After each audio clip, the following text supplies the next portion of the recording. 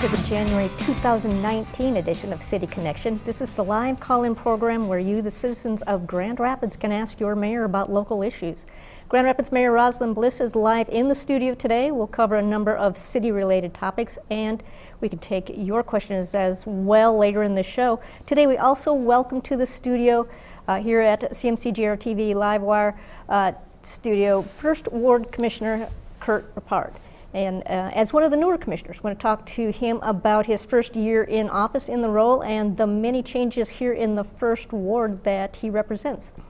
You too can have opportunity to talk to either the commissioner or the mayor, and you can do that by giving us a call at 616-459-4881.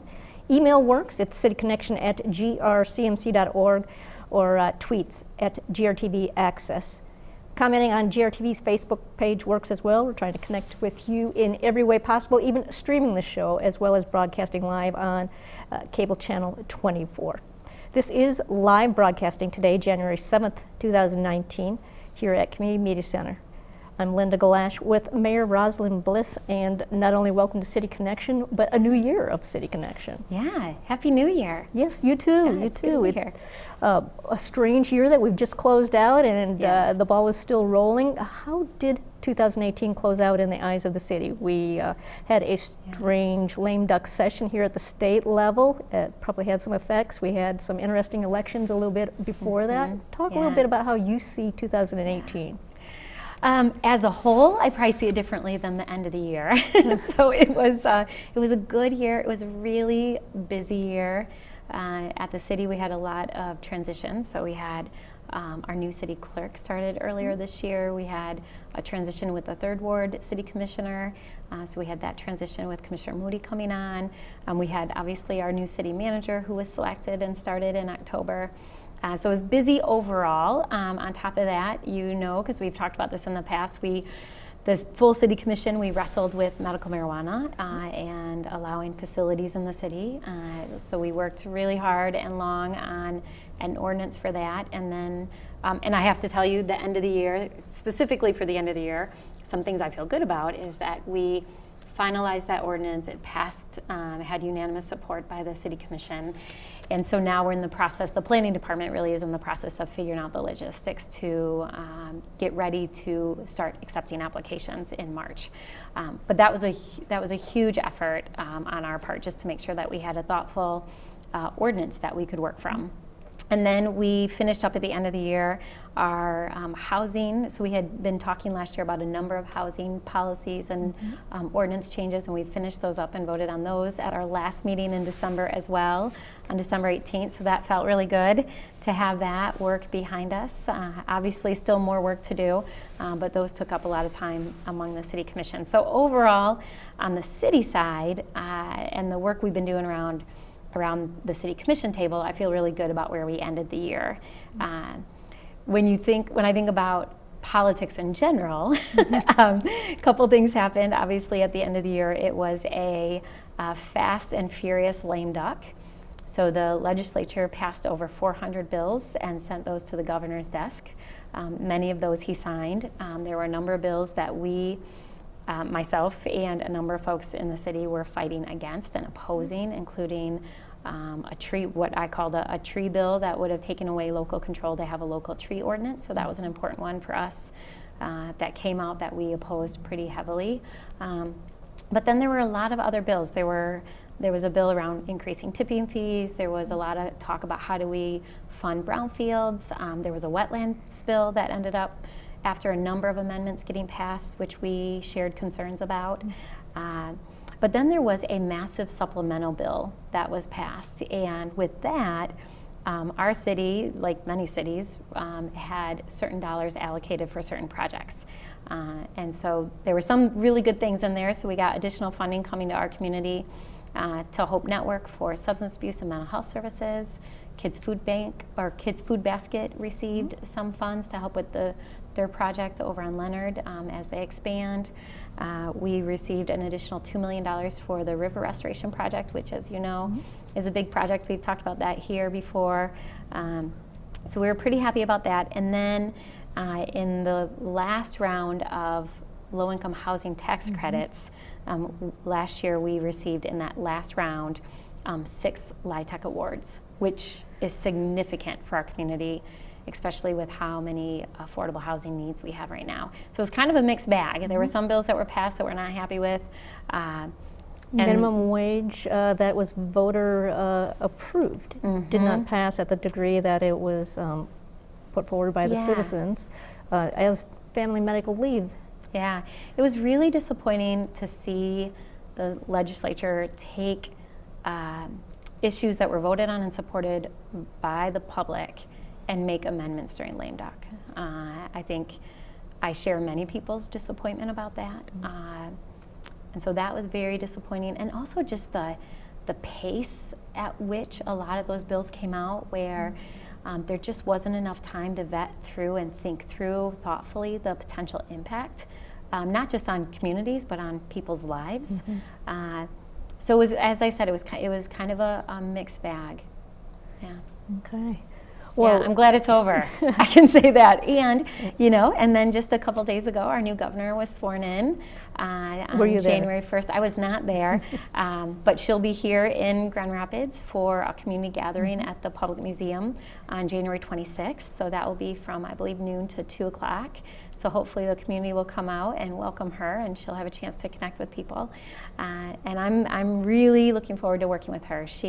I've known her for a long time. I supported her when she ran, and I think she'll be a huge advocate for not just Grand Rapids, but for people throughout the state. So looking forward, knowing that we do have a number of new state representatives in place, a lot of changes there, what do you see as some priorities for the city when we work on even locally and at the state level? Yeah, so we're working right now on a priority list, a legislative priority list. So at the city, we have a legislative team made up of myself and 2 other city commissioners, Commissioner Kelly and Commissioner O'Connor. And we'll be meeting actually soon to talk about what are our legislative priorities here at the city for this year. And then usually we do short-term goals and long-term goals. But we'll be continuing to look at what we can do around supporting low-income housing and affordable housing. Can we work more closely with MSHDA to take a look at what their qualifications are and what they have resources for? We'll continue to work on trying to identify funds for environmental cleanup. That continues to be a priority for us. We are working really closely with the state around the River Restoration Project, largely around permitting and getting through kind of the bureaucracy of getting the approvals in place to actually do that project. So we'll be meeting with the state about that. Revenue sharing is always a big one, making sure that the state, as they look at their budget, that they're sending money back to local units. Our revenue sharing has been cut millions and millions of dollars over the last decade, which makes it really hard to balance our budget, and it makes it hard to add staffing. So we still are not even close to the staffing levels we were at before the recession. And so we'll be working on some of those issues, both individually, advocating for what we believe we need here at the state or at the city, but then with our other partners at the Michigan Municipal League and the Urban Core Mayors and other cities, trying to really build a coalition around priorities. Okay. Yeah. City also finds itself in the position of searching for a police chief. That departure seemed to come a little sudden. It was announced, at least to the public, within 2 weeks of his final day, Chief Rohinsky. Tell a little bit about that. Yeah, so Chief Rohinsky, I think for a lot of people it didn't come as a surprise. It was pretty public. About a year ago, he had applied for a job in Florida, and he had said at that time that his family was down there, and that he was eager to get back and to be with his family, both his children and his granddaughter. So I don't think it was a complete surprise. I think what was surprising to me is exactly what you said, is that he announced it and was eager to get back, and so gave a short time frame. But I also respect that was his choice. And technically, I think actually his end date isn't until February, but he had a lot of leave time that filled in these last few weeks. So as a reminder, he reports to the city manager. So the city manager will lead the police chief search. We anticipate that the city manager will bring forward a request to hire a search firm. and do a national search. Obviously, if there's great internal candidates, we hope that they apply. But it will be, we'll be looking at both external and internal candidates as we look for our next chief. And so in the interim, David Kittel, Chief Kittel, was selected as the interim chief and will serve in that role until we find someone to replace him. Until a little bit who David Kittel is. Yeah, so Chief Kittel's been with the department for a long time. He was the deputy chief under Chief Rahinsky. He has worked really closely with Chief Rahinsky since he's been here. He's very strong administratively and is just a brilliant guy. Okay. Yeah. Well, then looking to have maybe a replacement within how much time? I think the goal for our city manager is to have someone in place by the end of the summer. Okay. I know that he recognizes the importance of the position and doesn't want to rush it and wants to do a real thorough search, but also have a really good process where the community can provide input, I think both at the front end and during the process, but we're just waiting for him to articulate what he plans the scope to be and the timeline. But I know that he has said he hopes to have somebody in place by the end of the summer. And with the interim Chief Kittel in place, does that change at all the work that's being done as far as community and police relations and some of those studies that have been in place? Yeah. It doesn't change a thing. Okay. So he actually was intricately involved in that entire process with 21st Century Policing, and we are moving forward with the deployment study. We anticipate that when we have those results, it'll be part of our conversation as we look to next year's budget. But Chief Kittel has been actively involved with the youth policy, with the police review committee, and he'll remain active in his new role. Okay. One other quick one before we go to our next break. And last month when we met, it was not yet time to announce Neighborhood Matching Fund recipients, but can you tell us anything about that?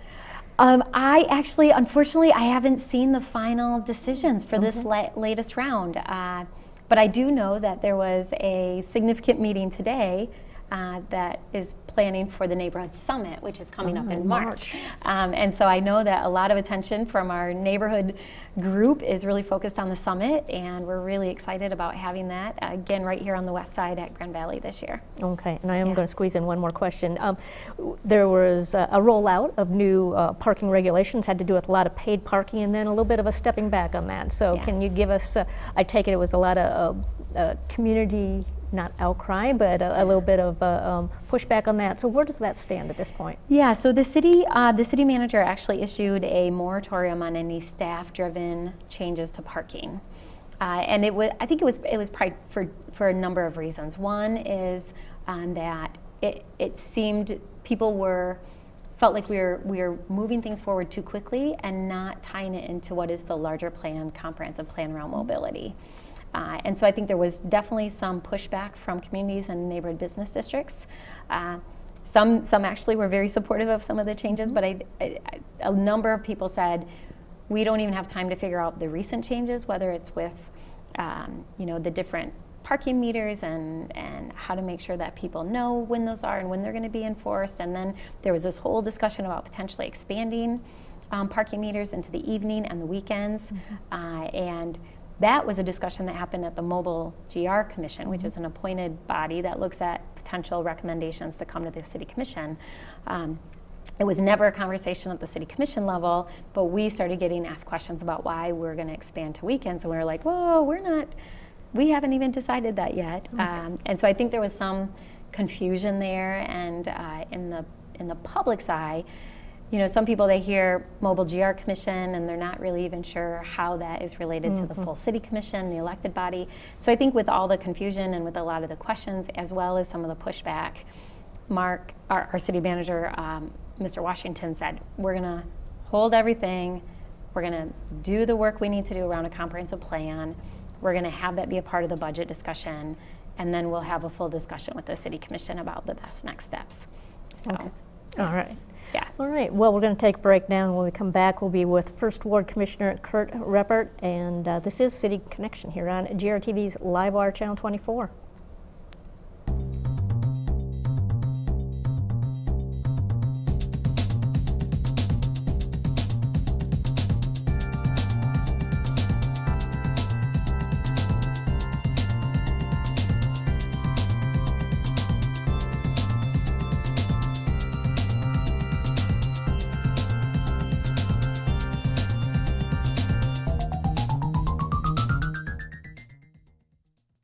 Hello and welcome back. I'm so glad to have with me one of my colleagues on the City Commission, First Ward Commissioner Kurt Reppart, who is in his official second year as a City Commissioner. So we're going to spend some time getting to know Kurt, Commissioner Reppart, and then we'll talk about some of his priorities and what's happening here on the West Side. So first, for people who don't know you, why don't you tell us about yourself? Well, it's good to be in this historic, wonderful place in the First Ward, the Community Media Center. This is such a beautiful asset to the community. But so I moved to Grand Rapids 18 years ago, and I live by the zoo with my family. And I've been married for 17 years to my wife, Mattia. We have two lovely children, Raya and Cohen, who are in 3rd and 1st grade. And I've spent my whole career working in this neighborhood at a wonderful place called the Way Ministries, who works with low-income families in this community.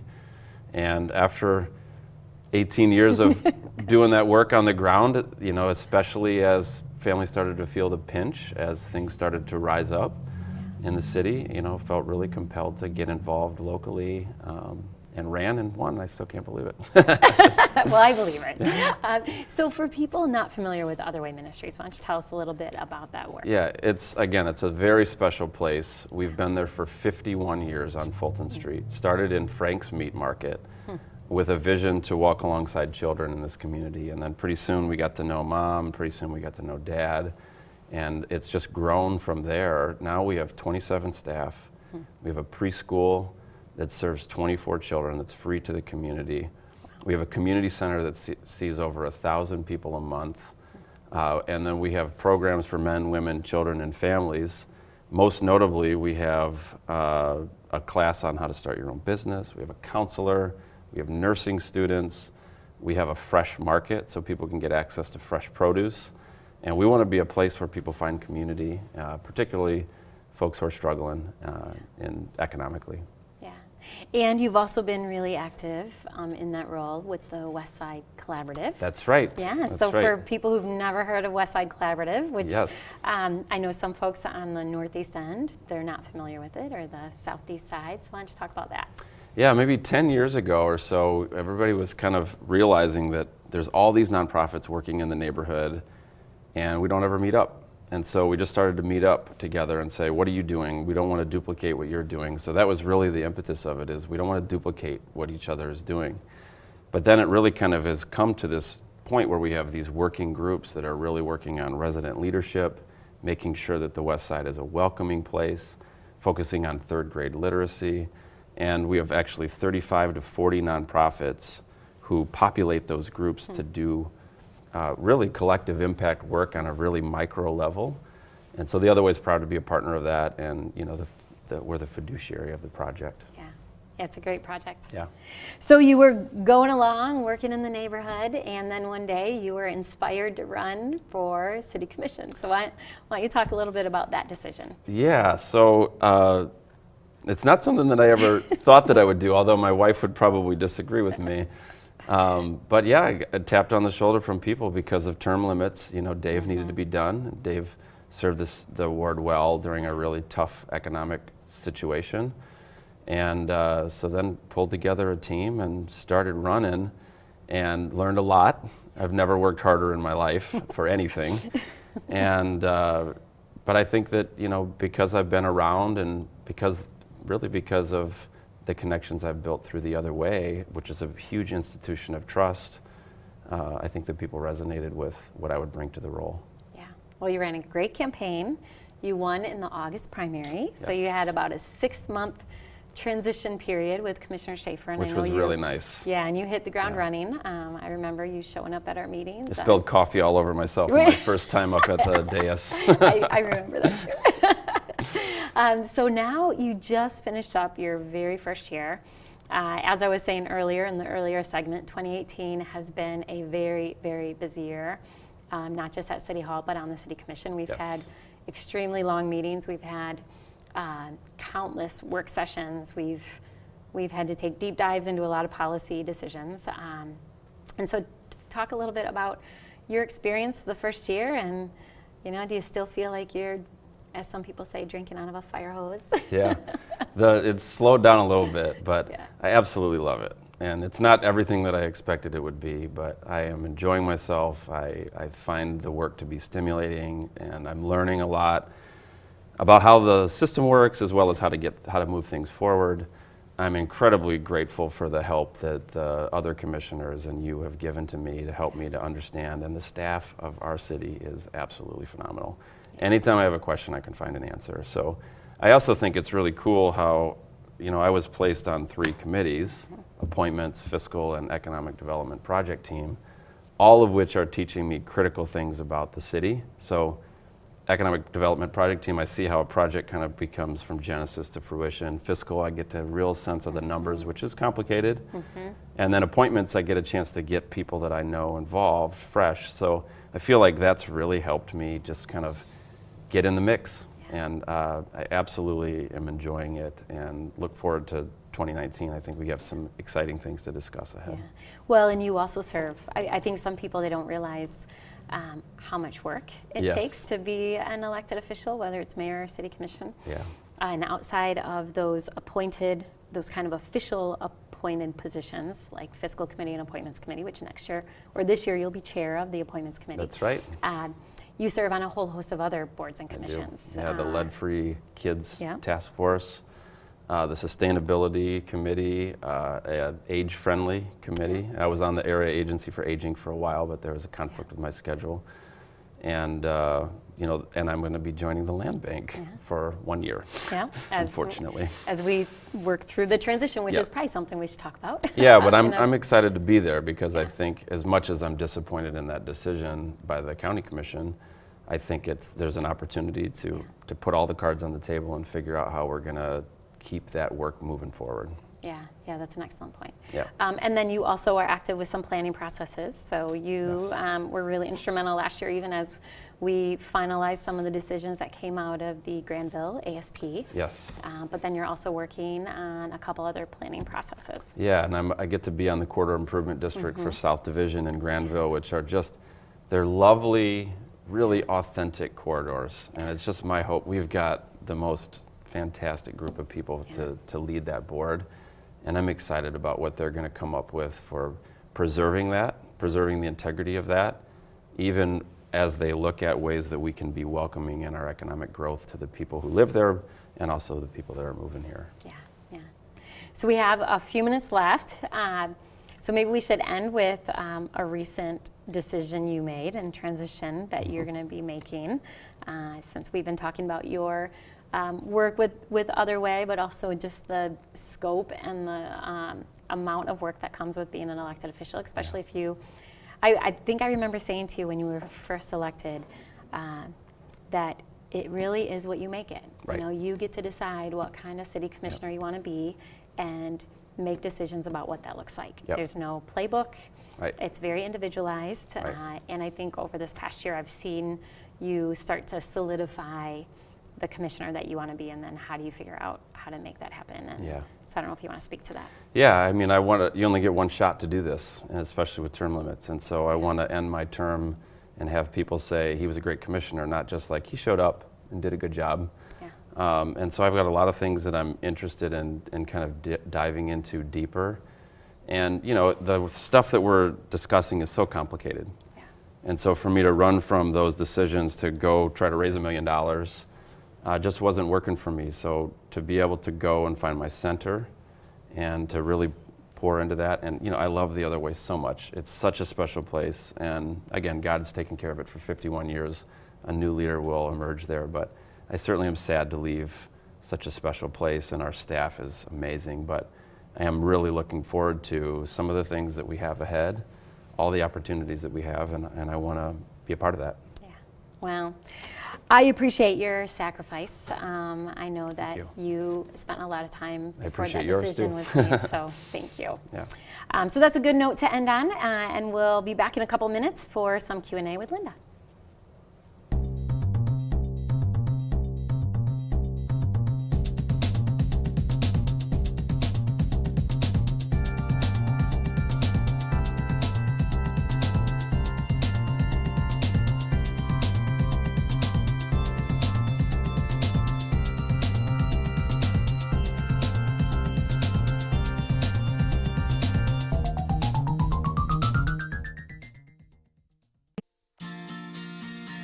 Why do local businesses spend their marketing dollars with Community Media Center? Because it's more than just passive advertising. It is an investment in the community that is eager to invest in you. The Community Media Center makes Grand Rapids vital. We collaborate with local businesses and support events in West Michigan. Inclusive. We amplify local voices that tell the diverse and ever-changing stories of our community. Creative. We encourage artists to showcase and expand their talents and to shape the look and sound of Grand Rapids. Marketing with the CMC will let our community know who you are and increase brand recognition for your business. At the end of the day, we are a resource that will keep you connected to the community. Share your message with diverse audiences by underwriting with WYCE, GRTV, Wealthy Theater, and the Rapidian. Join us in building a stronger community through media. Contact us at marketing@grcmc.org.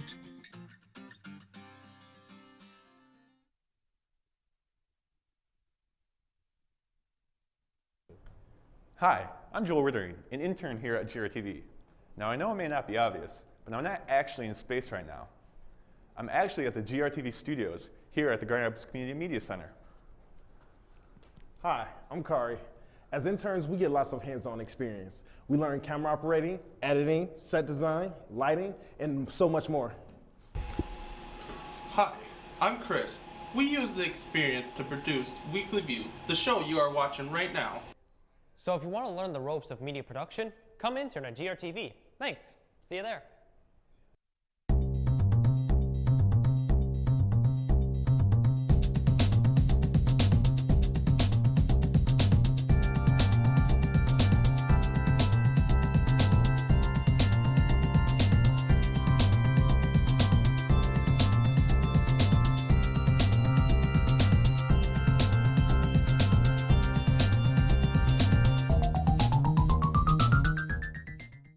Welcome back to City Connection here on GRTV's Livewire Channel 24.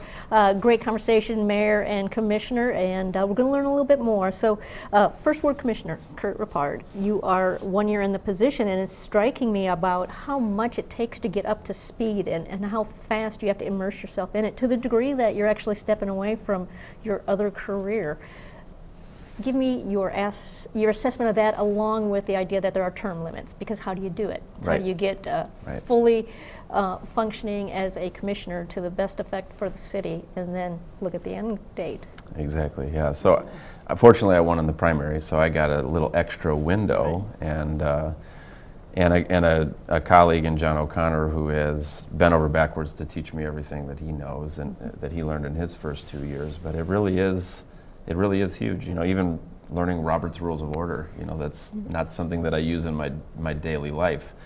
But the city is so multifaceted, and even like the budgets, you know, going through one budget cycle, I'm excited for this next one because I learned so much during the last one. And so it certainly is a challenge, and I definitely feel much more ready and prepared in 2019 to contribute.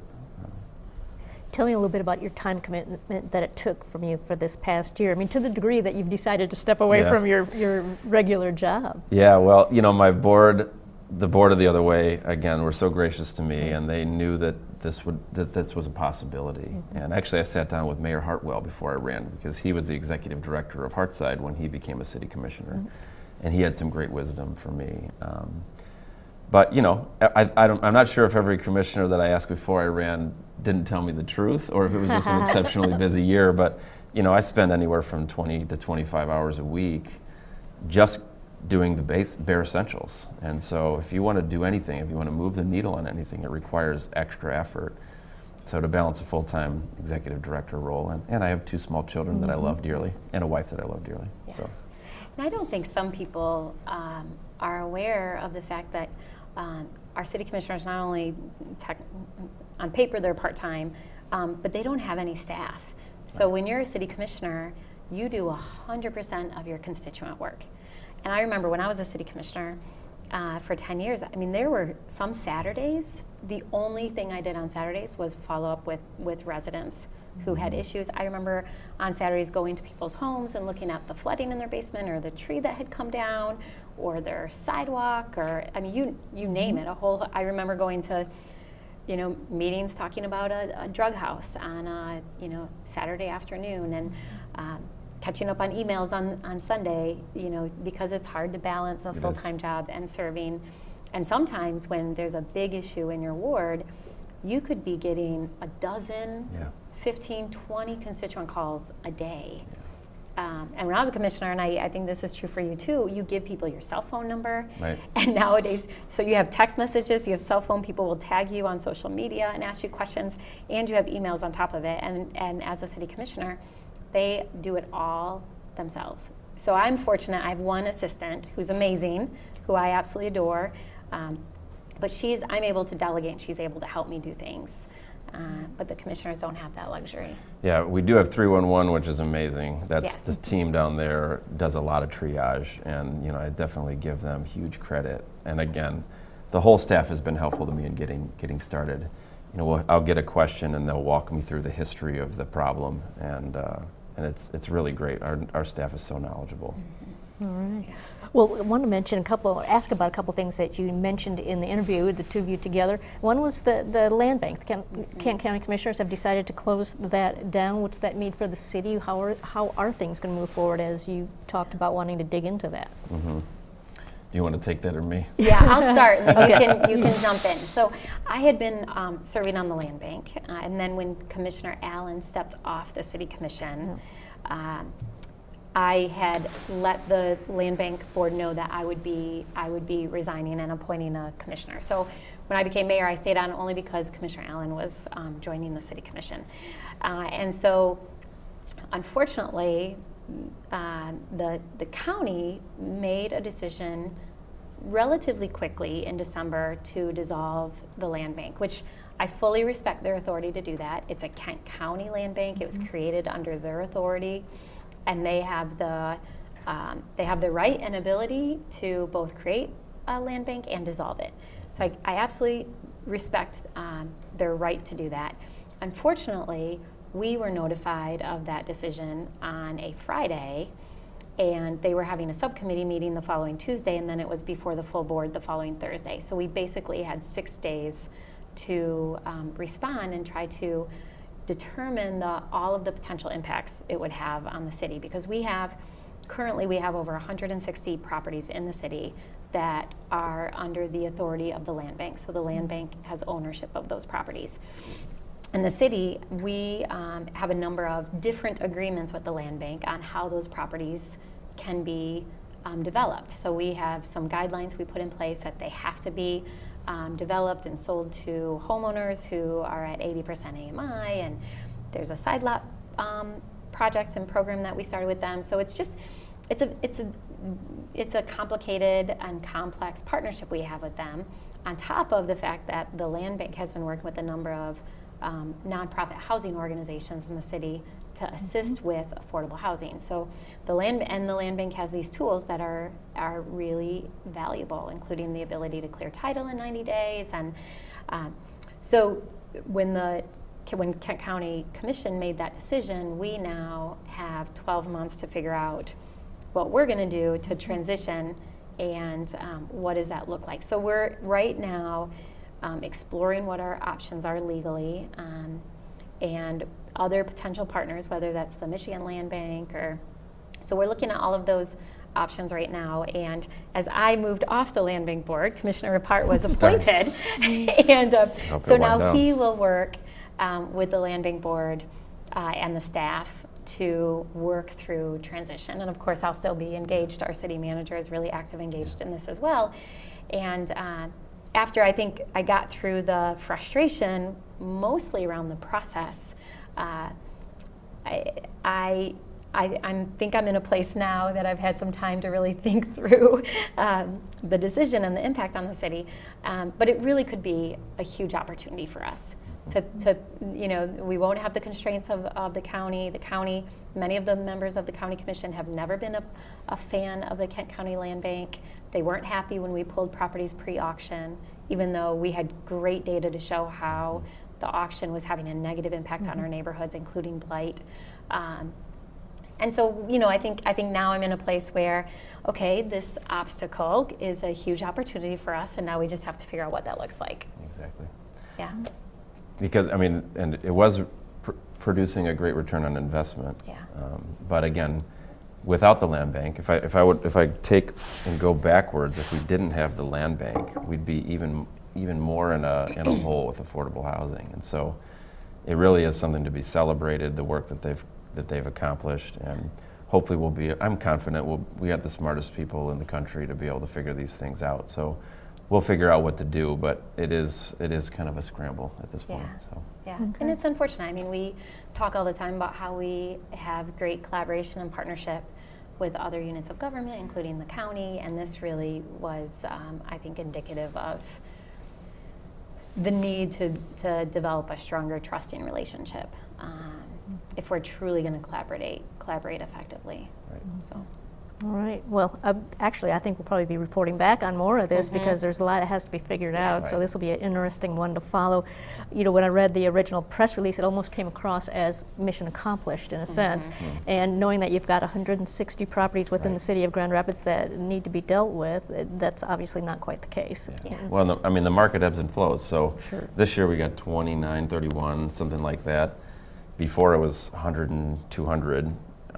You know, if the market takes a downturn again, you know, we're going to need something like that again to deal with these things. Yeah.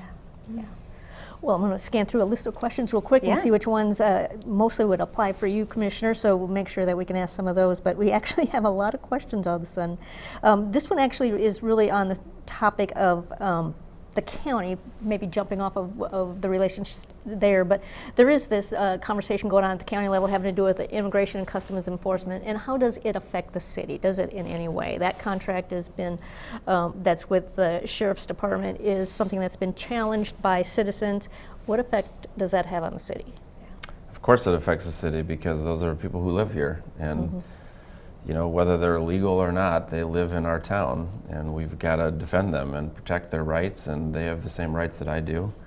And so it really is a challenging thing because that has had a negative impact on many families. And in fact, if you look at the data nationwide where there are ICE raids, there's this big bubble over Grand Rapids in West Michigan, and for some reason there's extra activity here. And so I think that it's an important issue for us as the city to be paying attention to and figuring out how we can make sure that the people who live in our neighborhoods are feeling safe and feeling like there's not kind of a complicitness with the work of ICE. Yeah. I think the challenge for us is because I've had people ask me about the specific contract for the sheriff. The challenge for us is we don't have any authority over the county or the sheriff. The sheriff is an elected individual, and they have a lot of authority. On our side, I think, and I give a lot of credit to Chief Rahinsky for this, and we'll continue this work even with the interim Chief Kittel. There's been a lot of intentional outreach, especially in the Hispanic community, in partnership with the Hispanic Center, looking at what can we do to build relationships and do everything we can on our side to help people feel safe. The unfortunate thing is we also don't have any control over ICE. Right. We're not aware of their activities. We're not given a heads up. Often we don't even know about it until after the fact. So again, we have these multi-layers of jurisdiction, and at the city level, all that we have jurisdiction over is the police department. And I do believe that the Chief Rahinsky and now Chief Kittel have made a very concerted effort to do what they can to build relationships and try to the best of their ability to address fears that come to their attention. What is the city's police department required to do when ICE is coming in and taking action? Yeah, well, I think that's probably I don't want to misspeak. I don't either. Yeah. You know, we've got a great commitment from our police department that they are not going to intentionally align with ICE. But when ICE comes, and so I do think that at that point, from my understanding, they sometimes call upon GRPD to do certain things, but it's not always. But it's not always, and so yeah. I don't know exactly what our responsibility is, but you know, we've got a commitment from our department that they're not doing that, and I think that it's important for us to pay attention to that. Yeah. Okay. A couple of housing-related questions. First one is, it almost looked a little bit like winter today, and that always brings up for people, what happens for homeless people and when the weather does turn pretty nasty like this? We're having a lot of growth in your ward on this side of town, not only in other areas, but here too. And just right around our facilities, we see a lot of need still. Yeah. You know, we've got some great nonprofits that work with the homeless, and that's a very challenging population, and they're there. There are places for them to be. They do. There are groups that go out and seek people to make sure that they're inside on cold days. But you know, one of the things that I was going to talk about earlier is that we really do need to have housing strategies at every level. A lot of the things we've had some great market rate housing development in our town. We've got over 500 affordable housing units coming just to this ward in the next 18 months, which I'm excited about. But that only gets down to that 30% AMI level. So great organizations like Well House that does housing first, you know, we need to prop them up because they take people in, and then we need to continue to have conversations. And there's a group of people who are dedicated to it, to talk about how do we support that very vulnerable population that doesn't even have 30% AMI to spend on housing. Yeah. Well, and I'll say a couple additional things. So we have been active as a city. So we have a staff person at the city who serves on the Coalition on Homelessness and the Essential Needs Task Force. So we have been partners in that work for a long time. We know that, especially last year, there was a significant need around temporary housing, and we know that the funds we had allocated as a community to provide that, we ran out in October. And so there was a number of individuals and philanthropic giving that was able to do some short-term help with that. Two, I think, really important things happened that provide additional resources for people who are struggling with homelessness, is that there was a temporary approval to do to provide shelter on Fulton Street at Holland Homes, and that's 75 beds that will be there. And then right here in this neighborhood, Community Rebuilders opened a temporary shelter, and they also received $5 million from the Bezos Foundation that is going to be focused on ending homelessness for families. And a number of organizations in town for a long time have been working on ending homelessness for veterans. And they have some great data to show the progress they've made with the veteran population as well. So and of course this time of year we think about it, our police department as well as other organizations go out and check for people who are under bridges or along. They're very compassionate to that population. All right. Well, thanks for that. We've got a few more questions that we'll address after the break, but First Ward Commissioner Kurt Reppart, thanks for being with us today, and invite you to come back sometime because you're just diving in now, deeper and deeper and deeper. Right. So thanks for being on City Connection. Of course. Thanks for having me. Thank you. Yeah. GRTV is Live Wire, Channel 24. We'll be back after this break.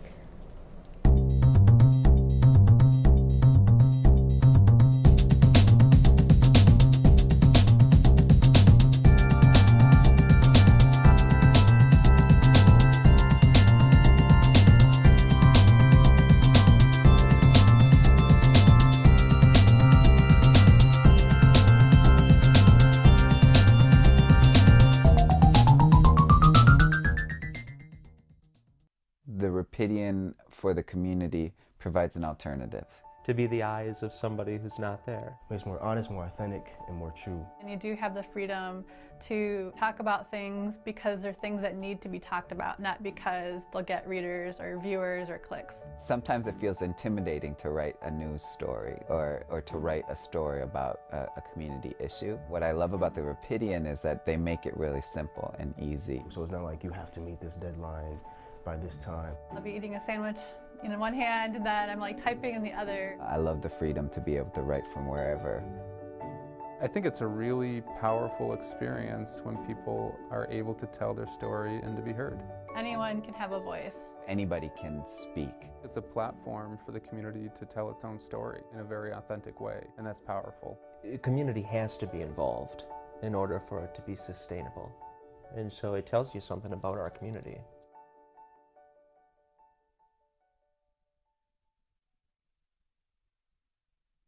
WYCE is a world of music. We aim to shine a light on underserved musical artists in a non-commercial format with no advertisements. Volunteers come in to create personalized music programming that broadcasts over the air at 88.1 FM to West Michigan and via the internet to listeners all over the world. These listeners sponsor our efforts, keeping WYCE independent and community-owned. Musicians use the station to broaden their audience and build support for their latest projects by submitting their music to be included in our broadcast and performing live in studio. Businesses find their customers through underwriting, nonprofits inform the community to their mission, and listeners stay informed about local events. We believe that music is a powerful force that creates quality relationships in our community, that speaks to our emotions, and provides the soundtrack to our lives.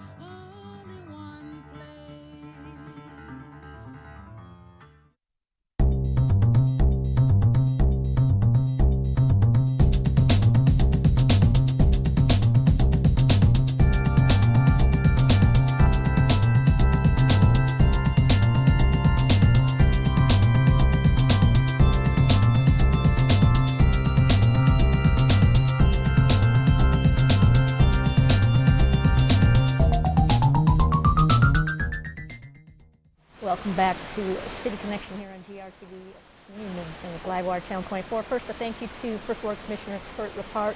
We had a great conversation with him. It was great to hear a little bit about his role here and exactly what it is to be a commissioner, too. That was good information.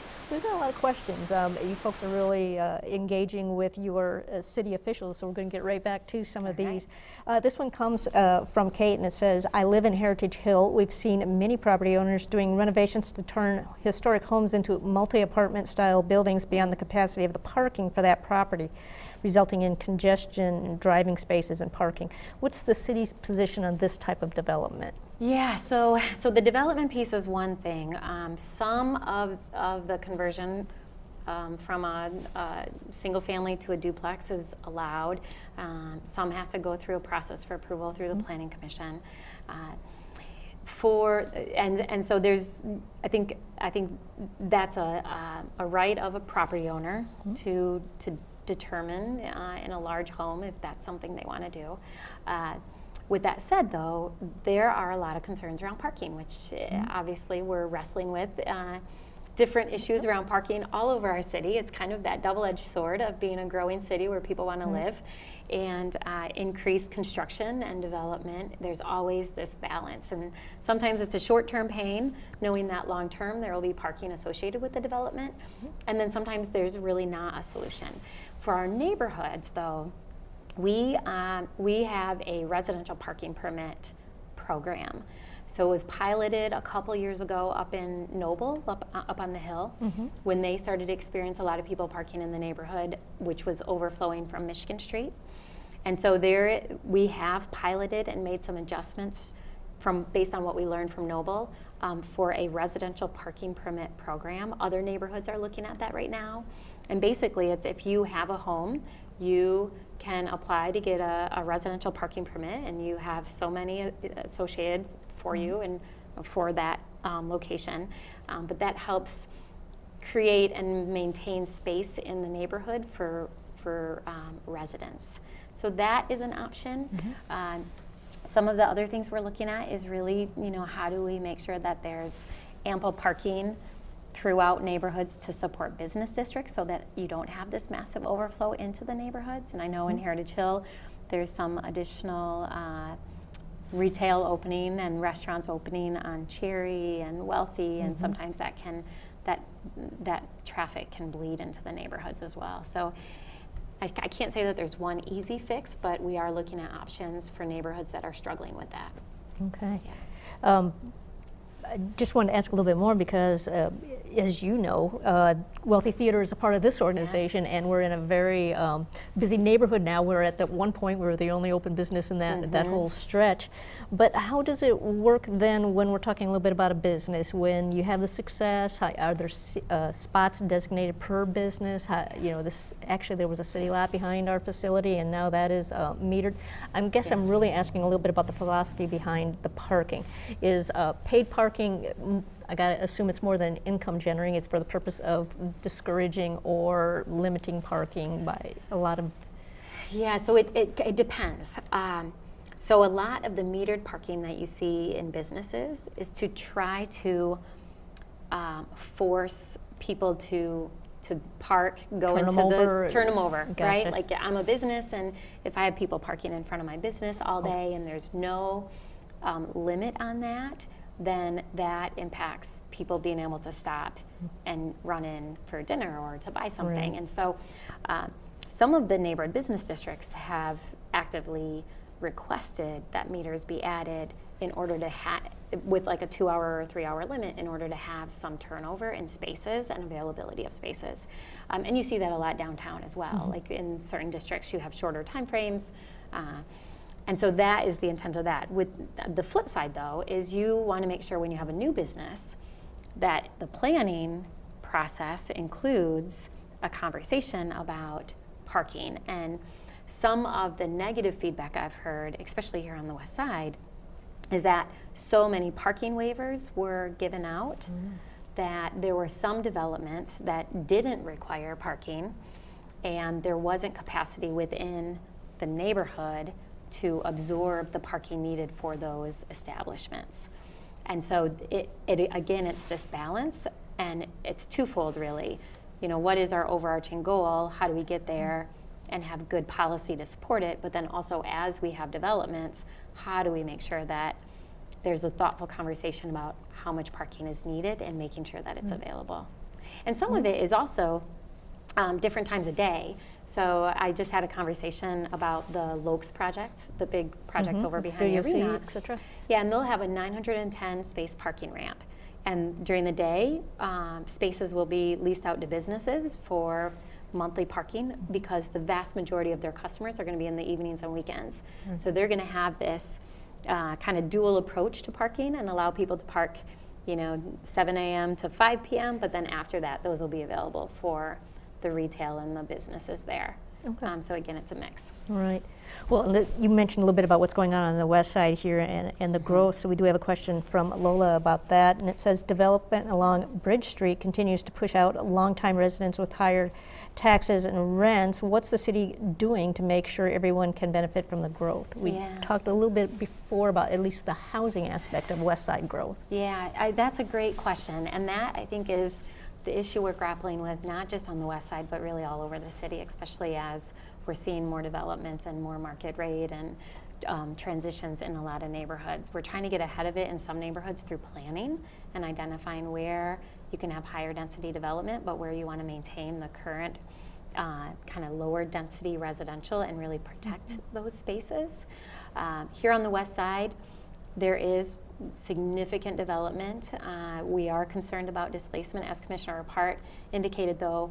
I'm really glad to see that we have a number of affordable housing projects coming online right here in the west side over the next 18 months. So we have the one on Harrison Park, we have one right here in this neighborhood. Habitat for Humanity built some homes recently in the neighborhood.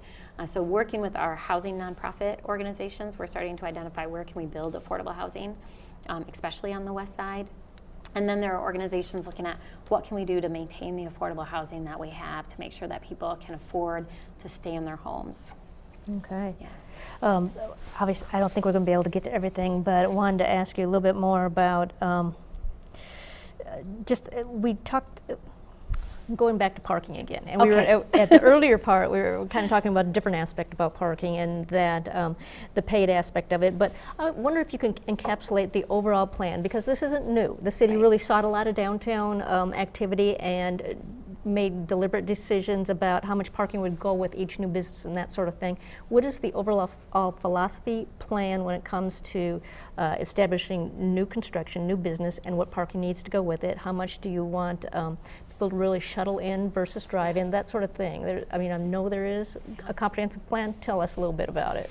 Well, that's exactly what it needs to be, is that it needs to be comprehensive. So we need to have parking available at a higher rate, like let's say in the heart of downtown, where people are able and willing to pay if they want to park in the parking structure right next to their business. But we also need, and it should be more expensive, because having a massive parking ramp is $30-some million to build, and it's very expensive.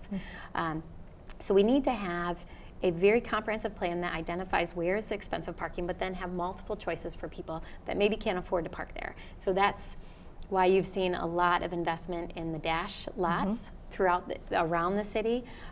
That's why we did the work to rebrand the dash and to reroute the dash. So we want to have a dash system that works for people, where it's affordable, but then also parking available for people that are coming into work and they need access to their car because they're in and out a lot.